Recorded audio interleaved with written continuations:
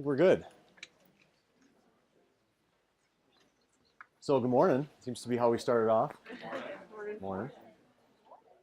I'm Andy. As Julie said, I don't need to say much more about myself. I don't work at Hope. I don't spend nearly as much time there as you guys probably even do with off-road. So thank you for being here. I think it's most encouraging to me just to show up and see all the people that have been so committed to this program for so long. It's awesome. It's just really cool that's happening here. So thanks to you guys in the back for facilitating that too. So it's my privilege to talk about the last part of church history.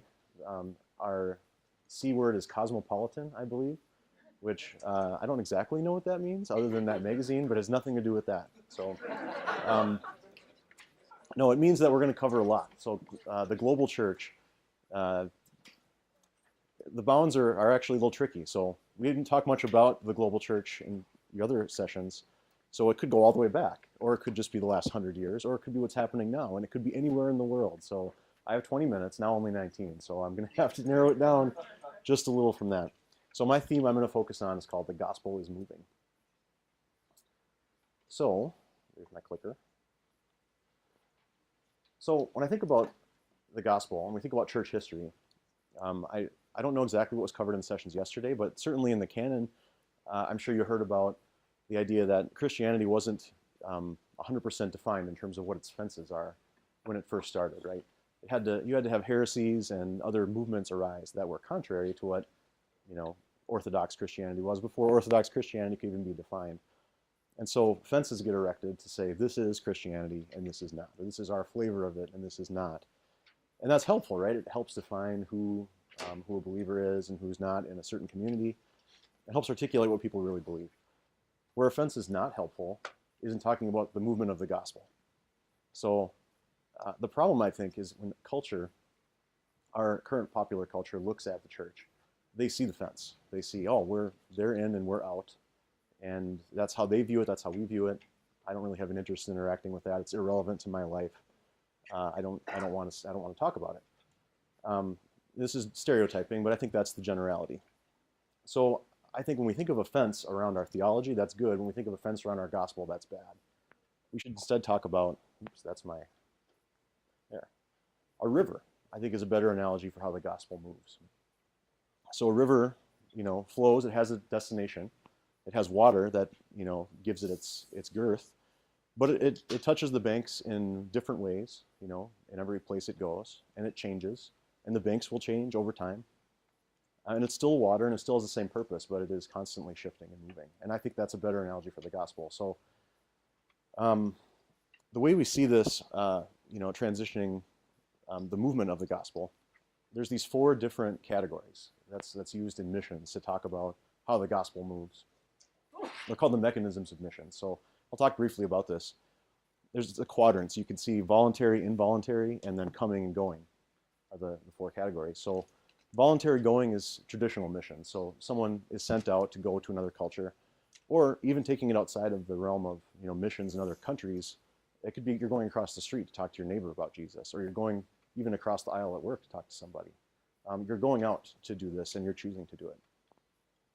So that's contrasted with involuntary going, where you're not choosing to go, but you're still carrying the gospel with you somewhere. And this most often happens through persecution. So you can think about the stories in Acts, where the believers were persecuted and they were scattered throughout the region. Well, that's the gospel going out, but they weren't choosing to leave Jerusalem. They were kind of forced to. And that happens all the time today. You hear stories about it. Voluntary coming, lower left quadrant, I put just one example there, students. It could be foreign workers. It could be someone coming into a place where the gospel is, but they themselves are not coming from a place where it is. So they're exposed to it that way. And involuntary coming would be an example of refugees, slavery, someone, again, forced to enter a different place. So of these mechanisms, which one do you think throughout history is most responsible for spreading the gospel? What would you guess? Yeah, persecution, you're right. It's just interesting because that's not the one we talk about as, let's get some persecution. That's going to spread the gospel. That's what we need. But it's true. I mean, if you look at history, and as you have this weekend, and I heard it even in our last talk, that's a real responsible avenue for spreading the gospel. So we'll talk a little bit about that as we go on to our talk here. So we talked about ways the gospel moves. There are things that block the gospel's movement. So here, a big picture of sediment. And you can see what happens when you put sediment in a river. You get a stagnant pool of water, and it sits there. It's still the gospel. It's still true, but it's not moving. And so it doesn't have the same impact that a river would have if it's moving. There are a lot of things that impede the gospel, but there's two I want to talk about. And your book talks about these. The first is a force called secularization. So the book defines it as the separation where religion is influence is reduced. So it could be that it's discounted completely. Say religion is not even real. It could be maybe more commonly, well, it's real, but other factors are just as important, if not more important, than religion. So we're going to downplay its impact. So I think that is a factor that we've seen a lot, certainly in the last 150 years, since the time of the Great Awakening even, in the Western culture. So another factor that reduces the flow of the gospel is the focus on wealth. And I would say the abundance of wealth within a given society actually impedes the gospel's flow. And it's funny to say that in the Western context. We hear about it, we read it in the Bible, but it's almost something we don't want to acknowledge, that having more wealth actually impedes the gospel. But there's been studies on it. The Pew Research Center has some stats. So if you look at this chart, and it's maybe hard to see exactly what you're looking at here, but this is a curve that maps GDP over the 2011 to 2013 timeframe across several countries per capita. So the average amount of money brought into that country per person compared to the percent saying religion plays a very important role in their lives. And so the interesting thing about this chart, you see all these countries clustered up here, Pakistan, Senegal, Nigeria, Uganda, Kenya, a lot of countries that don't have a lot of wealth, but a very high percentage of people that would say religion plays an important part in their lives. And the trend is all, the Western nations over here, the European countries and so on are more wealthy, less faith. The United States is an interesting outlier. It's kind of in the upper right corner there. And there are, various theories as to why that is. I think, something like what the Great Awakening that we just heard about is part of that. People redefine what faith is, maybe in a way that didn't happen in some of these other countries. So I don't know exactly why, but I do know that it's a trend, and I do know we see it in the U.S. as well. So I know you can get lost in these numbers, but don't forget to listen to me too. So the trend that we see is that in Europe over the last, I think this period is 2010 to 2015, the church actually declined by 5 million people in hard numbers. So percentage-wise, we see in North America and Europe, in 1915, that was 80% of all worldwide Christians were in those two continents, where 100 years later, 2015, they say it's down to 40%. So that means hard numbers are decreasing in Europe. They're kind of staying the same in the U.S., but they worldwide, things are changing as well. Yeah, Prophet. Are they going to other religions, or is it just leaving the faith altogether? That's a good question. The tracking I was looking at and the numbers that I just shared were related to births only, so it wasn't talking about conversions, which they still, at least the Pew Research Center would say that the births are still the major factor in determining who's involved in what religion. But that's not the only factor. We know that. Good question. So all this to say, wealth does impede the movement of the gospel, but that doesn't mean it stops it. And also doesn't mean that Western culture has the corner on the market. Clearly it doesn't, right? There's, if now 60% of the world's believers are not in Europe and North America, then where are they? They're in the global south, so we'll come back to that. I wanted to point out one more observation before we move on to that part of the global south, and that is that this whole Pew Research study is not the first time this was brought up. Jesus had this observation, right, in the parable of the sower. So I want to read that and talk about it a little bit. That same day, Jesus went out of the house and sat by the lake. Such large crowds gathered around him that he got into a boat and sat in it, while all the people stood on the shore. He told them many things in parables, saying, "A farmer went out to sow his seed. As he was scattering the seed, some fell along the path, and the birds came and ate it up. Some fell on rocky places where it did not have much soil. It sprang up quickly because the soil was shallow. But when the sun came up, the plants were scorched, and they withered because they had no root. Other seed fell among thorns, which grew up and choked the plants. Still other seed fell on good soil, where it produced a crop, 160 or 30 times what was sown. Whoever has ears to hear, let them hear. And jumping ahead to verse 18, listen then to what the parable of the sower means. When anyone hears the message about the kingdom and does not understand it, the evil one comes and snatches away what was sown in their heart. This is the seed sown along the path. The seed falling on rocky ground refers to someone who hears the word and at once receives it with joy. But since they have no root, they last only a short time. When trouble or persecution comes because of the word, they quickly fall away. The seed falling among the thorns refers to someone who hears the word, but the worries of this life and the deceitfulness of wealth choke the word, making it unfruitful. But the seed falling on good soil refers to someone who hears the word and understands it. This is the one who produces a crop, yielding 160 or 30 times what was sown. There's a lot here that we could unpack, but I wanted to zero in on the one piece that's related to what I just said, the part about the thorns. So the seed falling among the thorns, verse 22, refers to someone who hears the word, and the worries of this life and deceitfulness of wealth choke it, making it unfruitful. Thorns. That's a cool thorns picture. It's a real danger for us guys. I feel it personally, and I feel it more as time goes on. I think the standard curve of how a life goes with a middle class American is that your wealth goes up to a certain point, and then you just kind of ride it out to the retirement phase. And I have 3 kids. I see the value of having a steady income, and so I'm doing that. But I feel those thorns. I feel it blocking my faith, and I'm betting you feel it too. So how do we fight this? From a Western perspective, I mean, really anyone has to deal with this, not just Westerners, but bringing community into your life, I think, is the key. I talked to someone earlier before the talk here just about how valuable these cohorts are. You can talk about what's really going on in your life from month to month. Your small group does that, as well. But just having somebody in your life who can actually say, hey, I'm feeling this pressure. Please talk about some truth with me. What actually matters. Don't lose sight of how important that is. We're never done with that, no matter how much experience you have in the faith. Okay, the global south. I want to talk about this. So there's an expression, I'm not sure who coined it originally. In the book, they define the global south as third world countries, but they don't want to use the phrase third world countries. That's pretty much how they explain it in the introduction to the Shelley book. So it really is every place south of the equator, or just a place that doesn't have a lot of wealth.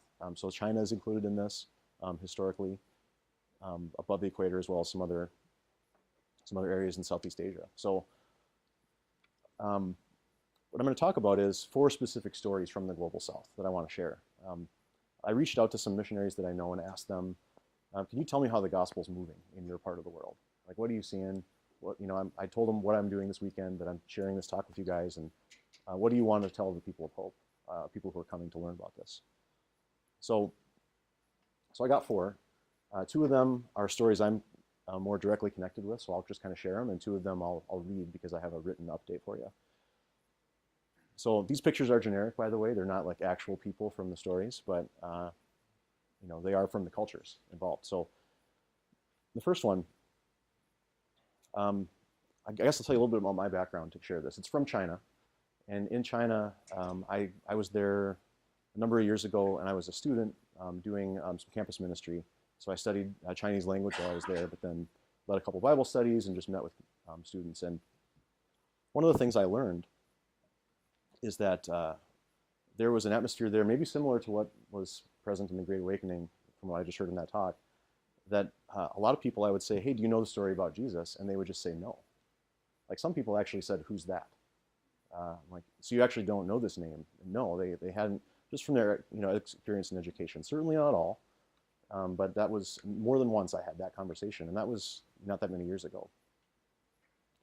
The joy of that is I get to share this now. I can tell you about Jesus, but then the pressure is like, I have to actually have the facts right. Like, don't tell you something that is like my opinion or not the, what's actually true, because this is what you're gonna go with for now. And anyway, I share this because that eagerness to know the gospel was definitely present among these students coming to college for the first time. And I think, there's more information available now probably than there was even, a dozen or so years ago when I was in China. to the people who are there. But there's still a thirst. They don't, you know, the answers for life's questions are still there for people. And I reached out to the guy who was in charge of the ministry that I was a part of there, and he now works with not with college students, but with actually the Chinese church, and he works with them to raise up missionaries that will go to Central Asia. And Central Asia is key because of a number of reasons. I'll share kind of a piece of it from the Chinese church that they call the Back to Jerusalem movement. I think that a little bit, that's in the book, or maybe you've heard of it. You know, on its surface, it would seem like, oh, well, they just want to bring the gospel to Jerusalem. Okay, I guess that makes sense. But what it really is a continuing of a mission that they see themselves as a part of. So Jerusalem, the gospel starts, right? And it goes out to Europe, and it goes out to, you know, to the Western Hemisphere, and now it's gone to Korea and China within the last 150 years, and they want to carry it forward. So most of the population centers in China are on the east side of China. If I go back and look at the map, it's kind of hard to actually see, but China goes all the way out to about here. And most of the believers or people are here, but when you get to Western China, it's a lot more of a Muslim country than it is anything else. And especially then as you go past the border of the west side of China, there's a lot of stand countries in between China and Jerusalem. And so, so the vision is to pray for believers to go and cross those cultural boundaries. But maybe similar to here, maybe even more so, there's a resistance among the majority Chinese people to want to do that. And when I say resistance, I don't mean they're like actively saying we shouldn't do this, but it's very comfortable not to do it, right? They would much rather stay in their place that they're at. And so anyway, the missionary who I talked to, one of the things he does is works with the church to try to coordinate these sorts of efforts. And he's seen people come to faith in Central Asia, but he himself has never gone there because he's not allowed to, because he's a Westerner. So it's just cool to see, what he's praying for is he said he wants China to be the largest missionary sending base in the world by 2020. So larger than any other country. I mean, it is larger than any other country. That should be possible, right? And they are growing at a phenomenal rate, so we'll see. That's my first story. Second one, that's a cute Chinese baby. Not one I know personally, but I'm going to tell you about one I know personally. And this is a very personal story. So I reached out to the Ernos, Jason and Krista Erno, and they have been in China for a number of years, and they have a bunch of different focuses there. They work among unreached people groups. They work among college students trying to share the gospel with them as well. They have interns that they work with. They have teams that have various focuses. But the thing that's most close to my heart that they do is they work with orphans in the city that they're in. So about 6 years ago, they got a phone call from a ministry that they are involved with there called Light. And the lady called saying, we have this kid who's at an orphanage, and he's a few months old. He's not thriving. He's kind of sick, and he just needs a place to spend the last few months of his life. And we don't want it to be the orphanage. Would you take him into your house? And they said they would. They only had 1 day notice to do this, so she came by with him and his stuff, and there he was, And they tried to make him comfortable and give him bottles, and he, to kind of everyone's surprise, started to thrive. Like he just was getting love that he hadn't gotten in the place that he was. So he starts to grow. They get him some eye surgery to correct some vision issues he had, and they realize, he needs even more, but we don't have the resources to do that. So they sent an email to other supporters saying, hey, who's able to help? Can somebody, look into adoption, or would you are called to adopt JB into your family? And long story short, that was the call that my wife and I responded to. So my son Joshua has been with us for 4 years. That's his English name, and he is amazing. If you haven't met him at church, you'll see him. He usually walks down the sidewalk with me, sometimes goes down on his knees, but he has come a long way. And it's really awesome that he's been able to find a community at Hope that supported him. I bring this up in the context of the Global South because not only did that have a huge impact on us at Hope and on me and my family, but the believers and the community around the Ernos saw this. They saw what they did with JB, and that was not something that the culture typically does there either. Or here for that matter, right? But certainly it was a big deal for them. It started a movement in their church that they have more and more people that have stepped forward to foster kids, to adopt kids, and it's just really cool. And we got to tour the orphanage that that JB was in before he came to our family. And, it's not, maybe your stereotype of an orphanage would be it's all run down and terrible. And I'm sure there are places that were like that. This was not one of them. I thought they were as clean and good shape, but it was full. There were lots of kids, and they all needed families. So this ministry continues, and it's really cool to see such a direct connection to it, to hope. That's that story. This one comes from South America, Costa Rica, actually. Dave and Angie Zeal are missionaries that went out from Hiawatha to Costa Rica. I don't know exactly how many years ago now, 7 or 8. And Angie actually did LDI at Hope a long time ago, like before I was even doing LDI. And I've had this connection with them. They have really cool stories that they share, and I have one that I'm going to read.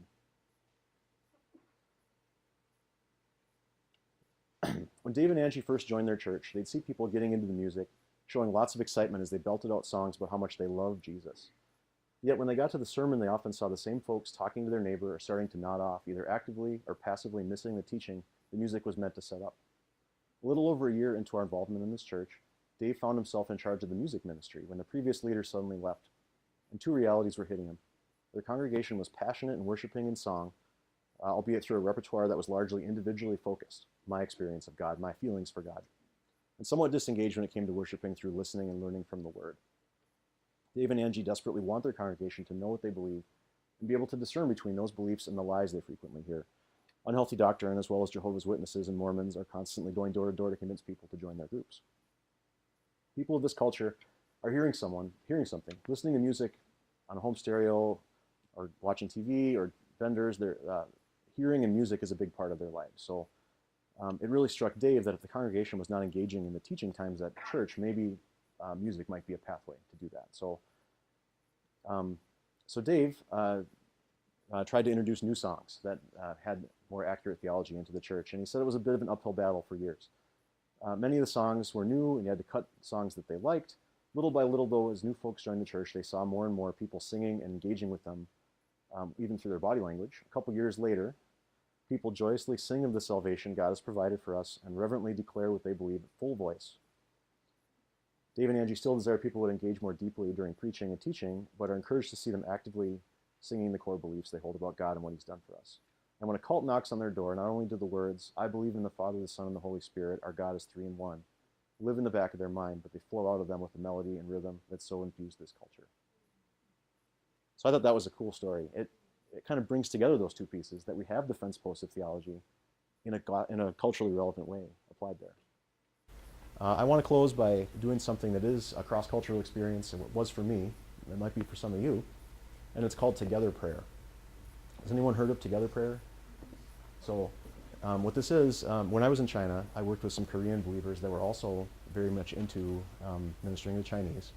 And we got together in a room, and I remember the first time I did this, it was my retreat where we did training. It was like my 3rd day in China or something, and they said, all right, we're going to pray. And what happens is everyone prays, and they all do it at the same time out loud. And it seems like the more people were praying, the louder individual people would try to pray.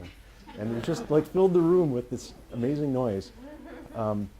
And at first I was just shocked, but then you get into it, and it's really powerful to know that you have this many people who are concentrating on the goal of lifting a concern to our Father. So what I'd like to pray for, the some of the stories we just heard. I'll back up, and you can see the fuller pictures.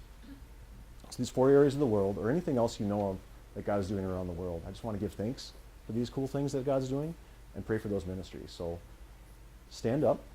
Everybody can stand. And we'll do this together. And when I sense that we're kind of done, I will close this up. So, all right, let's pray. God, thank you for who you are, Lord. Thank you that you are doing such amazing stuff in the world. Thank you for all these stories, God. God, that you've raised up people who are willing to share the gospel through persecution, through your being sent out around the world to do it, Lord. I pray for each person we heard about. God, would you bring more to faith, more Somalis? God, I want to see them anxious in your time to cure these orphans. Reach your countries across the world. what you're doing.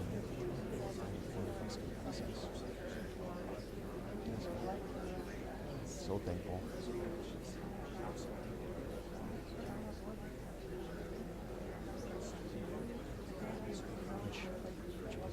Each person that we see.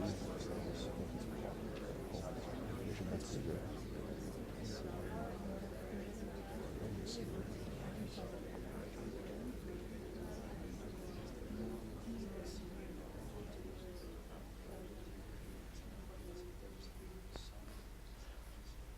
Father God, we are humbled by what you're doing around the world and honored that we get to be a part of it.